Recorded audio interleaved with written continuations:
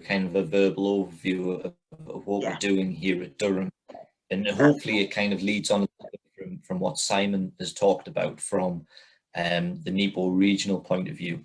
And again, I know what we're doing at Durham isn't confined to Durham. I know the likes of Newcastle, North Tyneside, Gateshead are running similar types of projects. But I alluded to something at the last workshop, and Vicky just asked if I could just kind of give a bit of an overview on where we're going with that, just to put everyone in the picture really. So at Durham, obviously, I'm sure like it's been discussed this morning, we see social value both from the social, economic and environmental aspects of what we deliver for the communities as intrinsic in some of the procurement processes, if not all of them, from what we have to deliver for the council.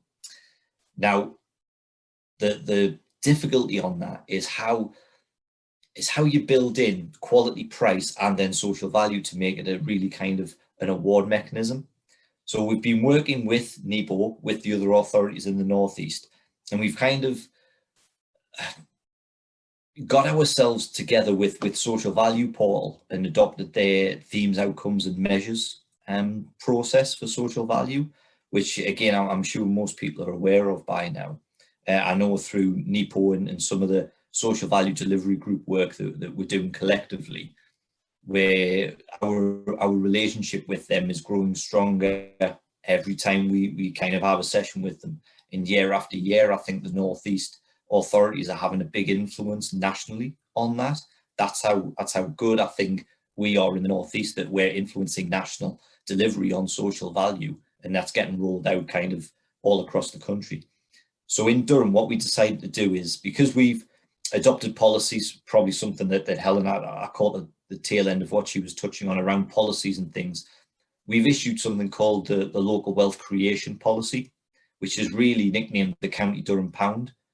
And I'm sure everyone can link into that. We just want to keep everything as local as we possibly can. We want to support our local communities as best we can and engage with them on some of the delivery of the services that the council does.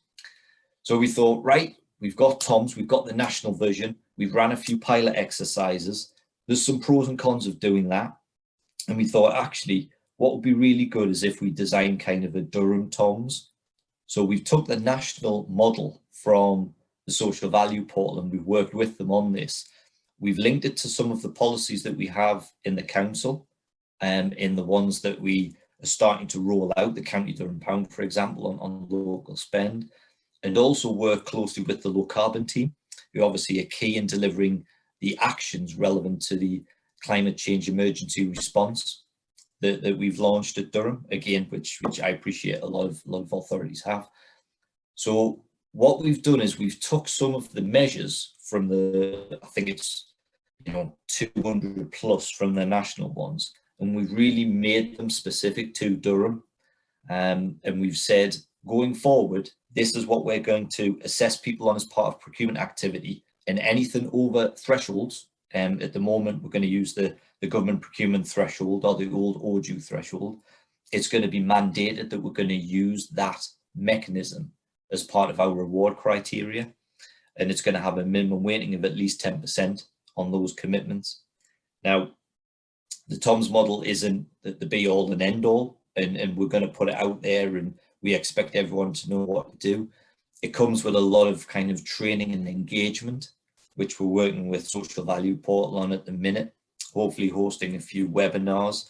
And really what we're trying to do is, in some of the tier ones and the main contractors that we're working with, especially say in construction, we're trying to use the TOMS model to kind of make them engage more with our local community companies, with our local businesses.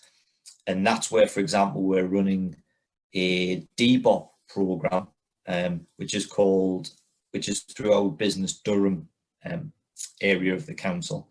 We're running a 2-year program to get small, medium enterprises from the construction industry based in Durham into these tier 1 supply chains.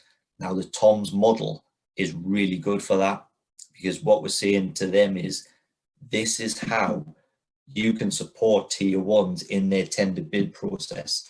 And actually, because you're based in Durham, you're going to give that tier 1 a really good chance of being able to win that tender from a social value delivery point of view. So we're working really hard on that at the moment. Like I say, it's early days. We literally just launched it last month. We've been putting in a lot of work on the administrative functions of embedding that. We're going to start to roll it out in projects over the next month to see how the market is able to to cope with that as part of a mechanism as standard. And then with that being phase 1, as I'm calling it in my head, problem is none of this is written down. It's very much we're seeing how it's going to go. Phase 1, we've embedded it, we're going to roll it out, we're going to see how it goes. Phase 2 is around more training and education to see what's working in the measures that we've selected linked back to our policies. And then to progress that, we're starting to, probably something that I think Gateshead and Newcastle do really well is make it more targeted social value, in that we're starting to think about coming up with a bit of a hit list of activities and projects and supporting methods that, as part of the TOMS offer, that they can essentially pick off, kind of a bit of a pick list. So that's where I want to take it into phase 2 through the middle part of the year. And then at the back end of the year, we want to have a full review of how it's gone over the 12 months that we've launched it over the calendar year. And then look to see what measures are more relevant to that time, which ones have worked really well, which ones haven't, and then which ones are relevant to where our policies, programs, and really the national pitch is moving towards, so we can start to reflect that both from a local point of view in Durham, from a regional point of view by working with NEPO, because I appreciate some of this work is going to link into some of the NEPO work that we're doing on the regional TOMS, and then let's say see where we're sitting and see, actually, because this is the key for me, have tangible outcomes. Because at the minute, talk is great, and you know, at the minute I see, oh, we're thinking of doing this, or we're going to plan to do this. For me, I've given us 12 months to say, right, have we really actually delivered some outcomes here? Have we got CO2 reductions that have been baselined, have been managed, and actually have been delivered by our supply chain? Have we got more local businesses into those delivery contracts of what we're doing for Durham? And are we getting more training and education opportunities from our young people, from our people leaving care, for example, our care leavers coming out of the pandemic as well? Are we getting these people and giving them opportunities both for jobs, placements, you know, taster sessions? All of this stuff is what I'm hoping to deliver over the next 12 months. And yeah, you know, Vicky, just thought that would be a kind of a bit of an overview. And unfortunately, I didn't have anything to present. I would have loved to put some up.